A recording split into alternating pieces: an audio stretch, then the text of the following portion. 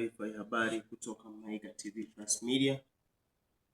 Leo tutaenda kuangalia habari za michezo na burudani. Kwanza ni muhtasari wake.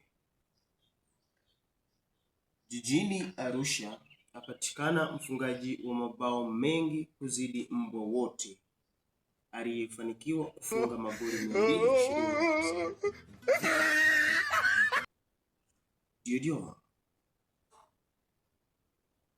apatikana mbwa maarufu kwa mashindano walikuwa wakishindana kuendesha pikipiki. Jesus is Lord.